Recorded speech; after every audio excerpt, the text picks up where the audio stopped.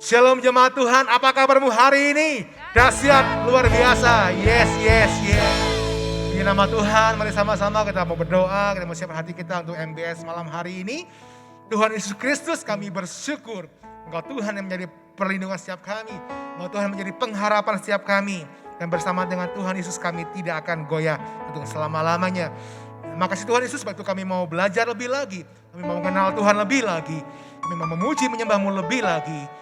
Tuhan, mari bertahta atas pujian menyembah setiap kami. Di dalam nama Tuhan Yesus Kristus yang siap memuji nama Tuhan sama-sama boleh katakan amin. Haleluya. Sebab Tuhan kota benteng kita.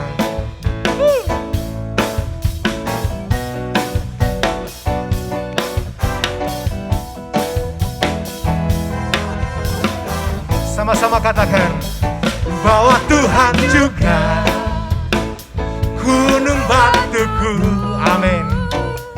Bahwa Tuhan juga kota bentengku.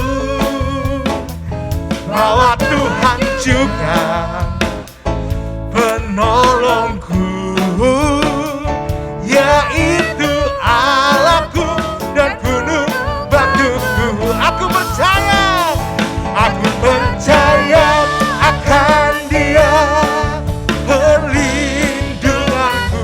Aku percaya akan Dia tangguh selamatku. Aku percaya akan Dia sang perisaiku, tempat perlindungan yang tinggi. Bahwa Tuhan juga, amin, gunung batuku. Yang percaya katakan dengan yakin bahwa Tuhan juga kota bentengku, haleluya. Bahwa Tuhan juga Dia penolongmu, penolongku, yaitu Allahku dan gunung batuku. Aku percaya akan Dia perlindunganku. Aku percaya akan Dia tangguh selamatku. Aku percaya akan Dia sang perisaiku, tempat perlindungan. Katakan aku percaya akan Dia perlindunganku. Aku percaya akan Dia tangguh selamatku. Aku percaya akan Dia sang perisaiku, tempat perlindungan yang tinggi. Tempat perlindungan, tempat perlindungan yang tinggi. Katakan tempat perlindungan, tempat perlindungan yang tinggi. Haleluya. Salam saudara sekalian, kita jumpa lagi dengan sebuah pelajaran yang sangat menarik dan istimewa. Dan saudara perhatikan, supaya saudara dan saya jangan disesatkan oleh ajaran-ajaran, oleh pengajar-pengajar yang serakah dan yang tidak punya iman dan tidak mempunyai hati nurani. Nah, kita masuk daripada minggu lalu yang ke-8. Ya kan, kita lihat lagi, ini ajaran Injil kemakmuran yang salah, yang bertentangan dengan firman Tuhan. 8. Kalau kekayaan, kekayaan merupakan tujuan yang baik untuk orang Kristen, yang baik ini kan. Jadi tujuan kita adalah kekayaan. Yesus pasti akan mengejar kekayaan. Jadi saudara, kalau memang betul orang Kristen tujuan hidupnya adalah mengejar kekayaan, mengejar keberhasilan, mengejar berkat, mengejar kesembuhan, saya percaya Yesus pasti mengejar kekayaan. Tetapi saudara perhatikan, Yesus tidak lakukan itu, enggak. Dia tidak lakukan itu, enggak. Karena engkau bisa lihat, ya kan, bahkan Yesus mengatakan, aku tidak ada tempat untuk meletakkan kepalaku. Ya kan, berarti Yesus sendiri tidak mempunyai bantal guling mungkin, ya kan. Mungkin juga tidak ada bantal peluk mungkin ini karena saudara. Ya kan, bantal aja dia nggak ada. Nah, kemudian Yesus tentunya mengajarkan hal yang sama. Jadi Yesus tidak mungkin mengajarkan, yuk kita cari duit, yuk ini tujuan kamu, kita ini nih. Saudara, kalau engkau masih ingat, satu-satunya murid Yesus yang mengejar kekayaan adalah siapa itu? Yudas Iskariot. Walaupun dia sudah ditegur, diarahkan, diingatkan, ya kan, secara keras, lembut dan entah apa lagi. Yudas Iskariot bukan terima, marah dia. Ya kan, dia sebagai murid, sebagai bawahan, dia ngambek, marah itu. Nah saudara, kalau yang kau lihat lagi dalam 2 Timotius 4 ayat 10, Rasul Paulus mempunyai murid yang banyak. Di antaranya saya yang ngomong ini, namanya Demas. Demas saudara meninggalkan pelayanan. Karena apa? Telah mencintai dunia, telah mencintai gemerlapan dunia. Jadi Demas ada lagi yang lain, bukan dia saja, ada lagi yang lain. Mereka meninggalkan pelayanan. Sudah aku tinggalkan pelayanan, sudah aku tidak mau melayani lagi ini kan. Dapat apa dalam pelayanan? Ya kan tadi. Nah saudara, demikian juga dengan Gehazi. Gehazi saudara, mereka ini juga kejar duit itu. Jadi mereka ini dan dikatakan dalam 2 Timotius 3 ayat 2 adalah hamba uang, hamba harta, hamba. Nah saudara bisa lihat, kalau namanya hamba harta, tentunya yang dia pikirkan adalah duit. Bagaimana aku makan duit, bagaimana dia melek matanya pagi-pagi supaya dapat duit, ya kan. Nanti tutup matanya malam-malam, hitung-hitung lagi duit aku dapat berapa. Saking banyaknya duit tadi saudara dalam kolektor itu sehingga dipakai mesin hitung. Dan hari ini gampang ya. Oh transfer saja di sini kan ya. Oh jangan takut ini kan. Nah jadi saudara banyak jalan. Nah kita lihat 9 ini Injil kemakmuran bertentangan dengan Alkitab 9. Paulus mengatakan bahwa ketamakan keserakaan adalah penyembah berhala. Kalau engkau serakah akan uang, serakah akan harta benda, sebetulnya sama dengan penyembahan berhala. Dan mengajarkan orang-orang Efesus untuk menghindari orang yang mengajarkan berita seperti itu atau berita pencabulan atau ketamakan. Apa kata Paulus? Jangan ikuti, jangan membiarkan dirimu disesatkan. Engkau sesat bukan karena orang itu yang maksa engkau, dia tidak paksa, tetapi engkau membiarkan dirimu tersesat dan terbuai. Jadi saudara itu bukan salah Tuhan, salah engkau sendiri. Ajaran teologi kemakmuran mencegah Allah melakukan apa yang diinginkannya. Berarti Allah bukan Allah yang maha kuasa sampai manusia harus berusaha begini maksudnya. Allah itu sebetulnya maha kuasa, tetapi dia tidak maha kuasa. Karena apa? Karena kita harus manusia harus usaha dengan kekuatannya sendiri. Jadi saudara kita bantu Tuhan, kita bantu ini nih. Kalau enggak Tuhan enggak bisa buat apa-apa.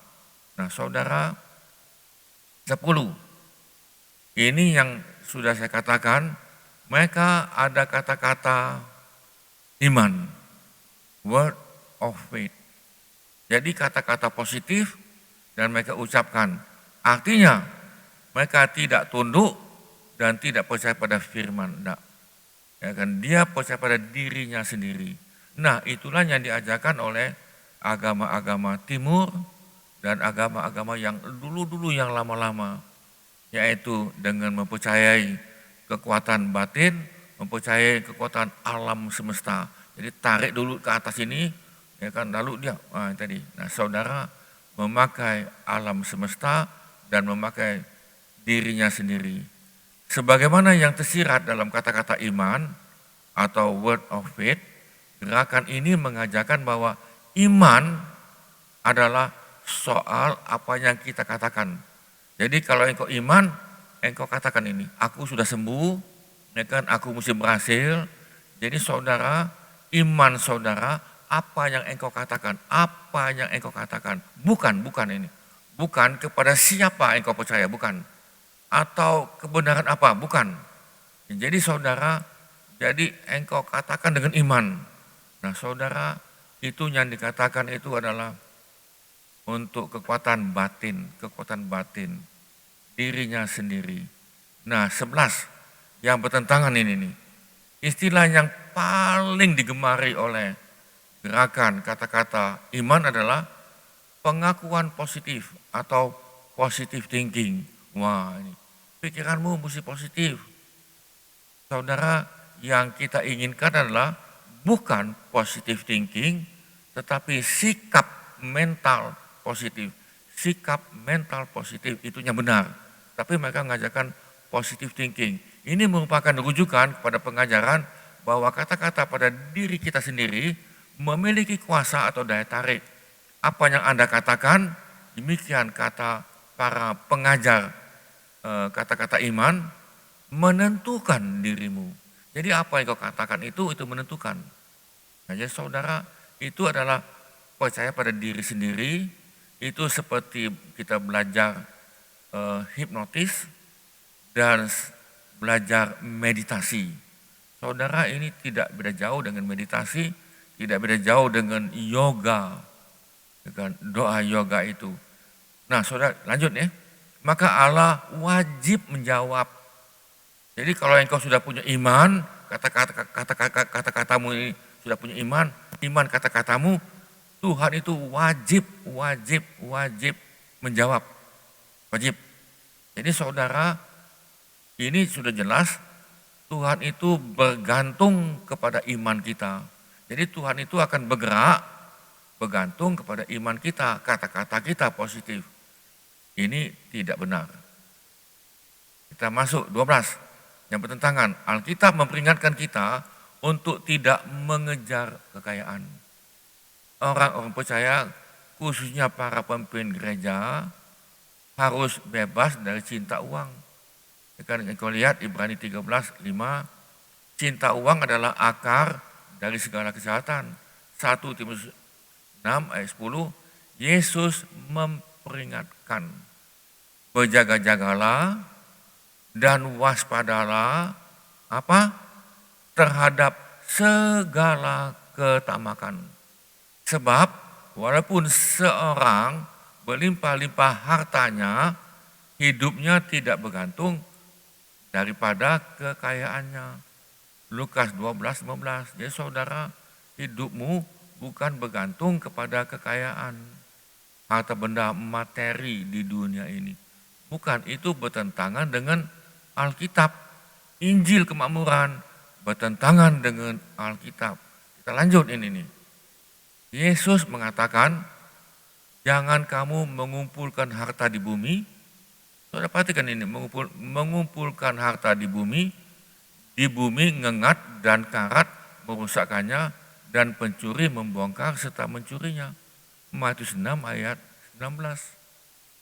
Ini kan bertentangan dengan ajaran Injil kemakmuran, dengan janji Tuhan Yesus. Atau yang paling tepat dikatakan oleh Yesus, Matius 6 ayat 24. Tidak seorang pun dapat mengabdi kepada Allah dan Mamon. Jadi kalau engkau mengabdi pada Tuhan dan Allah, engkau tidak bisa mengabdi pada Mamon. Mamon itu duit, ya kan, itu Allahnya duit. Tidak bisa aku cinta Yesus, aku cinta harta. Tidak bisa, men. Tidak mungkin, ya kan, tidak bisa. Nah, jadi saudara, jelas bertentangan dengan Alkitab. Nah, saudara, saya ngutip dari seorang teolog Alkitab, asal Amerika, pendeta Dr. Stephen Bedar, menyebutkan ada 7 bahaya. Ada 7 bahaya teori kemakmuran atau Injil kemakmuran. Yang pertama, Injil kemakmuran itu adalah Injil palsu. Saudara dengar baik-baik. Injil kemakmuran adalah Injil palsu. Yang membuat palsu itu sebetulnya bukan dari Tuhan, sudah jelas dari iblis. Ini adalah masalah yang serius. Kristen bukanlah ajaran perasaan, tetapi tentang kebenaran. Yesus sendiri digambarkan sebagai kebenaran. Saudara, ketika seorang dirangkul oleh kebohongan atau dusta, mereka semakin jauh daripada Yesus dan kebenarannya.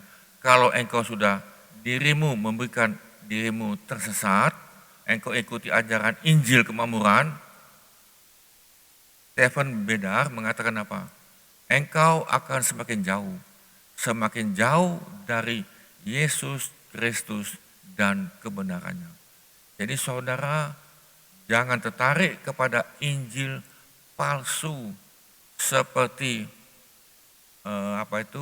cincin palsu, ya kan, berlian palsu, bagus gemerlap tapi palsu. Nah saudara, yang kedua, Injil kemakmuran menghancurkan imanmu. Berapa banyak orang Kristen hancur imannya. Ironis bahwa gerakan yang mengultuskan diri sendiri atas nama iman menimbulkan pengaruh yang sangat buruk dalam kekristenan. Nah saudara, kita akan lihat di sini ya, kita akan lihat Stephen Bedar mengatakan, saya menyaksikan seorang pemuda menjadi putus asa di dalam imannya. Ketika seorang pendeta mengatakan pemuda tersebut sudah sembuh, engkau sudah sembuh, walaupun dia tetap sakit parah.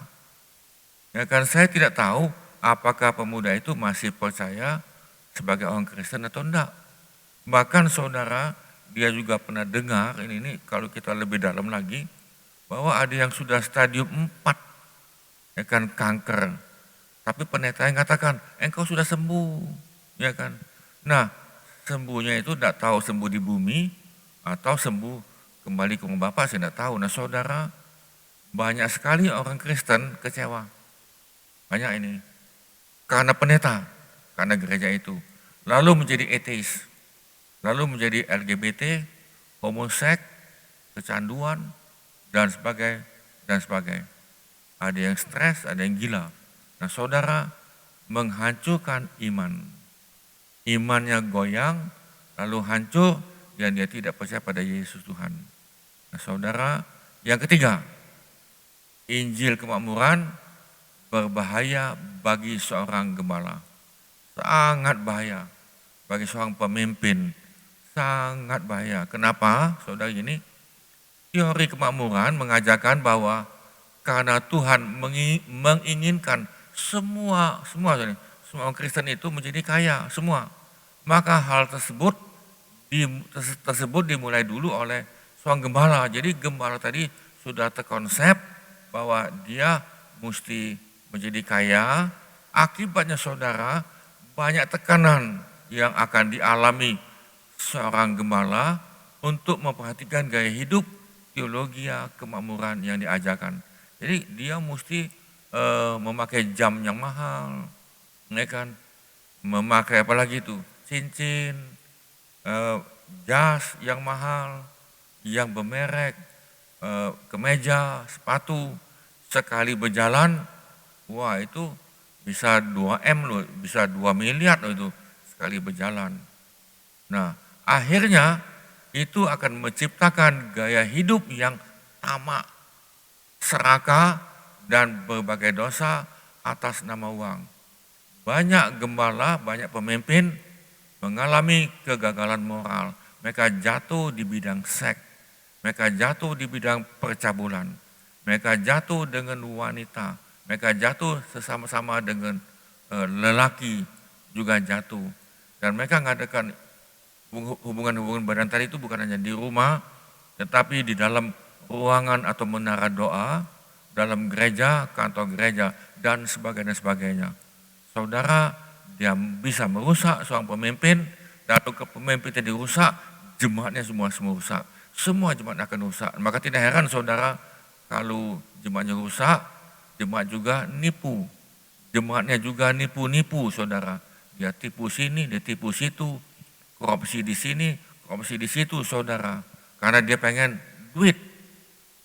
Yang keempat, teori kemakmuran menciptakan penafsiran yang mengerikan. Kenapa? Sangat meyakinkan kalau engkau dengar seorang pendeta Injil kemakmuran, wah, khotbahnya bagus itu, intonasinya bagus, gayanya bagus, ya kan? Nah, tapi saudara, itu sebetulnya pengkhotbah tersebut adalah pembicara berbakat. Mereka punya talenta berbakat. Akan tetapi, taksiran Alkitab yang mereka lakukan penuh dengan penyesatan. Ya saudara, gaya ngomongnya bagus, ya kan? Gaya khotbahnya bagus, ya kan? Nah, bagus sekali. Tetapi isinya penafsiran adalah penyesatan. Lanjut ya. Yang kelima, teologia kemakmuran itu Injil kemakmuran mengabaikan apa yang Alkitab katakan tentang kemiskinan. Mereka mengabaikan. Contoh, dalam Perjanjian Lama dan Baru banyak berkata tentang bagaimana anak-anak Tuhan seharusnya memperlakukan seorang miskin. Banyak ini. Tidak ditemukan orang miskin harus memberi dari sedikit yang mereka punyai untuk para penginjil dengan harapan menjadi kaya. Saudara ini, orang miskin pun, waktu saya pernah dulu 50 tahun yang lalu, saya dalam keadaan miskin, susah, tapi ditekankan, kamu nabur tadi. Nah saudara, dengan harapan supaya saya menjadi kaya itu. Dan ini mereka minta uang dari orang miskin. Mereka juga minta uang dari janda-janda miskin. Tugas kita adalah untuk membantu orang miskin, amin. Dan bukan mengambil keuntungan dari mereka. Alkitab memuji orang-orang miskin. 2 Korintus 8 ayat 2. Berbahagialah dan diberkatilah orang miskin, yang mana kata-kata Yesus tersebut merupakan kebalikan dari Injil kemakmuran. Ya saudara, bertentangan dengan Alkitab, itu yang kelima. Kita masuk lagi yang keenam. Injil kemakmuran bertentangan dengan Alkitab. Kenapa? Injil kemakmuran mengabaikan penyakit. Jadi Tuhan mengabaikan bahwa Tuhan dapat menggunakan penyakit. Kita lihat di sini. Benar bahwa Yesus banyak menyembuhkan orang. Tetapi penyembuhannya tidak pernah dengan maksud bahwa kesembuhan adalah anugerah untuk setiap orang dan setiap waktu. Nah ini kita lihat lagi di sini. Saya percaya Tuhan masih menyembuhkan, tetapi saya juga mengerti bahwa Tuhan menggunakan penyakit sebagai cara yang positif. Banyak orang yang sakit akhirnya menemukan Yesus, semakin mengenalnya. Saya pernah ketemu dulu di sini ada tim kita dari Singapura. Mereka adalah dari Gereja Sidang Jemaat Alkitab. Mereka bawa tim, yaitu mereka yang stroke, yang bisa berjalan, tetapi jalannya sudah tahu sendiri kan, jalan tadi tidak sempurna. Dan datang ke sini, mereka ada belasan. Lalu saya tanya, kamu ke sini dengan biaya siapa? Uang kami sendiri, kami tabung. Lalu saya tanya lagi, apakah kamu memang sudah Kristen dulunya? Sudah Kristen. Tetapi kenapa kamu stroke? Ya kan? Kenapa kamu dapat penyakit? Ya mengapa tuh? Kami memuji Tuhan, kami dapat stroke. dan tidak sembuh. Kenapa? Kami semakin kenal Tuhan, kami semakin cinta Tuhan. Jadi dia katakan, ini bukan dia, mereka semua katakan ini. Hidupku adalah untuk mencintai Tuhan dan melayani Tuhan. Lalu saya tanya lagi, kamu ada tabungan enggak? Banyak. Saudara tahu, mereka nabung mereka tadi kemana? Mereka berikan kepada orang gelandangan. Bahkan mereka melayani, ada satu yayasan yatim piatu di Batam. Mereka layani di situ dan mereka kerja, mereka rame-rame untuk membantu yang lain. Nah saudara, ini bertentangan dengan Injil kemakmuran. Yang ketujuh, sebetulnya Injil kemakmuran memalukan. Ya kan, memalukan. Kenapa kita lihat ini? Saya tidak pernah melihat para penginjil di TV menyiarkan dan mengharapkan orang-orang di luar Kristen untuk menonton acara itu. Ya kan saudara, Injil kemakmuran tidak pernah mengajak yang non-Kristen, tidak pernah. Yuk datang ke sini, kesembuhan ilahi. Mari, kesembuhan ilahi. Kesembuhan ilahi, ada hadirat Tuhan. Yang datang itu siapa? Orang Kristen kan? Nah demikian juga dengan penginjil yang di TV, tabu tadi. Itu adalah orang Kristen. Beberapa sikap aneh mereka dengan minyak urapan. Saya merasa sungguh aneh. Saudara, minyak urapan itu mereka jual. Ya kan itu. Nah sayangnya orang-orang di luar Kristen melihat mereka dan menganggap seluruh gereja sama seperti mereka. Nah ini sayang sekali. Jadi orang luar lihat, oh kamu ini sama saja ini kan. Seluruh gereja harus waspada terhadap teologi Injil kemakmuran yang sesat ini. Dan saudara siap-siap untuk merespon dengan kasih dan kebenaran. Jadi saudara, dunia akan mengatakan itu orang Kristen. Ya kan, itu orang Kristen. Itu orang Kristen, sangat memalukan. Nah saudara, saya kutip wawancara dari seorang penulis Kristen yang terkenal, Dr. John Piper, mengatakan begini, ketika saya membaca tentang teologi kemakmuran, tanggapan saya adalah, jika saya adalah seorang non-Kristen, saya tidak ingin menjadi Kristen. Nah, jika ini adalah sebuah pesan yang Yesus ajarkan dengan tegas, saya katakan tidak. Memikat orang dengan pesan kemakmuran agar menjadi Kristen adalah sebuah penipuan. Jadi gini, saudara, engkau kalau mau jadi Kristen, engkau akan diberkati. Ya kan? Masuklah ke gereja, engkau pasti diberkati. Masuklah ke gereja, engkau pasti diberkati. Dan engkau pasti disembuhkan. Nah saudara, masa memikat cara ini? Saudara, itu daripada John Piper dengan bukunya Prosperity, itu dikatakan deceitful and deadly. Saudara tahu deceitful itu? Penipuan dan mematikan. Nah saudara, apa artinya sesungguhnya hidup berkelimpahan? Kita lihat di sini. Kalau teologi kemakmuran menekankan kemakmuran material, maka sebenarnya tidak salah dengan kata kemakmuran, tidak salah. Tetapi yang menjadi masalah adalah penekanan kemakmuran pada hal-hal bersifat material. Berjuang untuk memperbaiki taraf hidup tentu merupakan suatu hal yang baik. Nah saudara, kita lanjut di sini. Namun hasilnya apakah kita menjadi kelimpahan atau tidak secara duniawi, bukanlah menjadi fokus utama dalam kehidupan umat Tuhan. Ya saudara, fokus kita yang utama bukan berkelimpahan di bidang material, bukan kelimpahan di bidang materi, bukan kelimpahan dalam duniawi ini. Sebab bukan itu yang menjadi janji Tuhan yang utama. Kalau Tuhan memberi rezeki duniawi berkelimpahan, puji Tuhan. Kalau tidak, juga tetap puji Tuhan. Ingat, Tuhan mengetahui yang terbaik bagi kita. Tuhan memang tidak melarang, bahkan mengajarkan kita untuk memohon rezeki atau makanan secukupnya, secukupnya setiap hari.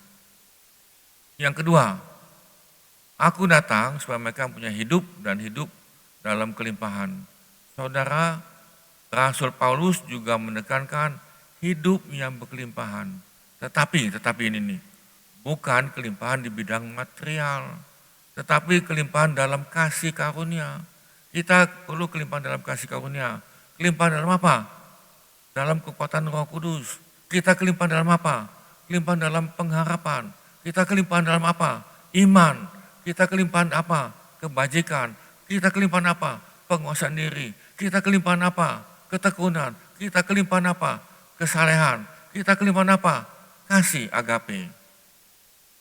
Saudara, yang ketiga, yang dikatakan kelimpahan.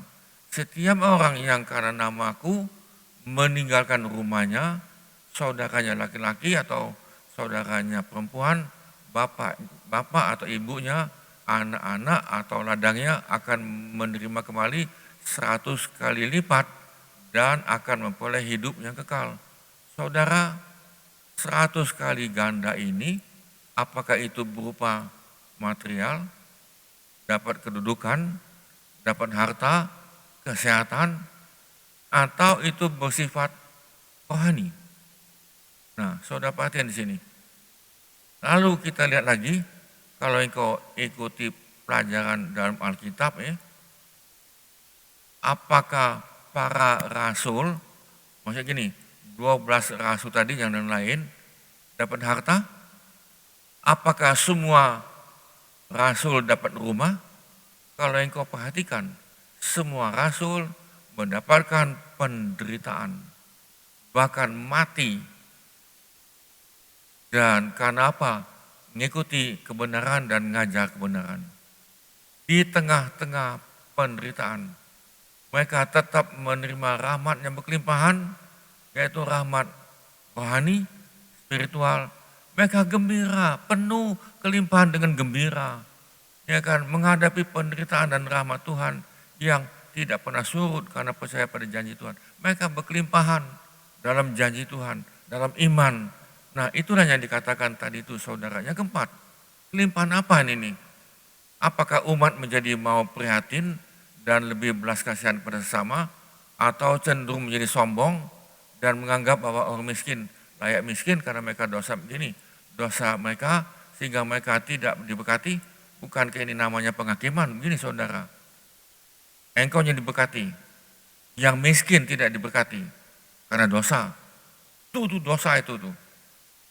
Saudara, Injil kemakmuran mengajarkan kita menghakimi dan menghukum orang lain. Yang menghakimi orang lain dan menghukum orang itu haknya Tuhan, bukannya haknya manusia, bukan. Yesus sendiri memilih lahir sebagai orang miskin. Dia miskin di hadapan Allah. Yesus saudara perhatikan, dia hidup miskin. Nah, coba kita belajar daripada murid-murid Yesus. Ya kan, jadi saudara jangan mau yang engkau pilih-pilih ajaran. Oh ini nih enak khotbah ini, enak ini khotbah ini. Saya jawab, jangan pilih-pilih. Jangan yang mudah-mudah, yang enak didengar, ya kan, bukan itu. Apalagi engkau diiming-iming dengan dongeng zaman ini. Nah saudara, ya apa yang Tuhan inginkan? Tuhan agar kita dimampukan oleh Tuhan untuk melaksanakan segala sesuatu yang diperintahkannya. Kita minta sama Tuhan kelimpahan untuk melakukan segala sesuatu yang diperintahkan oleh Tuhan. Itu yang kita minta, berkelimpahan untuk kita melakukan segala sesuatu yang diperintahkan oleh Tuhan. Bukan memilih-milih ajaran sesuai dengan keinginan engkau sendiri. Bukan itu. Yang kelima saudara, jangan meninggikan dirimu karena kekuatanmu, kemampuanmu. Tuh, ya kan saya berhasil karena saya imani. Saudara, kata-kata iman itu tidak betul itu. Karena saya katakan kata-kata positif. Karena saya nih, karena usaha saya. Nah saudara, itu ajaran daripada New Age Movement. Saudara, jangan mengecilkan Tuhan. Jangan. Ya kan, jangan mengecilkan Tuhan. Ajaran teori kemakmuran sebetulnya mengecilkan Tuhan. Tuhan itu tidak maha kuasa. Karena bukan karena aku tadi. Aku mesti bantu Tuhan. Karena aku tadi. Nah saudara memarginalkan kebesaran Tuhan. Saudara, kesimpulan. Sekaria 4:6. Saudara, maka berbicaralah ia, katanya, inilah firman Tuhan kepada Zerubabel, bunyinya, bukan dengan kekuatan, bukan dengan kepekasaan, dan bukan dengan kekuatan, melainkan dengan roh Tuhan. Jadi, Sakaria mengatakan, bukan karena kehebatan aku, bukan kekuatan aku, kepintaran aku, talenta aku, ya kan, aku masa lebih, bukan, tetapi itu karena Roh Kudus. Saudara, sebagai yang terakhir, 2 Korintus 11:13-15. Sebab orang-orang itu adalah apa? Rasul-rasul palsu. Hari ini juga sudah berjalan rasul-rasul palsu. Dari mana engkau tahu palsu? Tentunya dari perbuatan. Ya kan, mudah tersinggung, mudah marah, mudah ngambek. Kalau engkau memang rasul, engkau sudah kenal Tuhan, engkau tidak bakalan ngambek, kecewa, menyesal, dan kata-kata yang tidak baik. Tidak. Engkau sudah mati, sangkal hidupmu, sangkal diri dan pikul salib. Apa kata Paulus? Pekerja curang. Pekerja pelayan Tuhan full time curang yang menyamar sebagai rasul-rasul Kristus. Saudara, mereka kita ketahuan. Nah, mereka adalah serigala tetapi berbulu domba. Ngomong firman, ya kan, doa, ya kan tadi, bisa konseling dan lain-lain. Tetapi mereka adalah rasul palsu, pengerja curang. Hal itu tidak usah mengherankan. Saudara, jangan heran. Sebab apa? Iblis pun menyamar sebagai malaikat terang. Iblis bisa datang sebagai malaikat terang. Dia tidak datang sebagai gondorwo, itu enggak. Dia dengan lemah lembut, ya kan, dengan wangi, ngomong pelan-pelan, nginjak semut enggak mati, ini kan, nginjak orang mati. 15. Jadi bukanlah suatu hal yang ganjil jika pelayan-pelayan nabi-nabi palsu, rasul palsu, pendeta-pendetanya menyamar sebagai pelayan-pelayan kebenaran. Ya kan, dia nyamar sebagai hamba-hamba Tuhan, kebenaran menyamar. Kesudahan mereka akan setimpal dengan perbuatan mereka. Saudara, kita tidak masuk yang lebih dalam lagi. Nanti saudara kapan-kapan kita akan masuk kepada gembala upahan, gembala pandir, pengusaha ternak domba. Nah saudara, tentunya akan ada perbedaan di sana. Nah, jadi saudara, sebagai kesimpulan kami adalah, saudara coba belajar, kita peka akan firman Tuhan, engkau berikan Roh Kudus. Jangan memberi makanan kedagingan. Biar manusia lama kita semakin lama semakin mati. Tetapi manusia baru dalam Tuhan semakin nyata dan semakin hidup. Kita berdoa.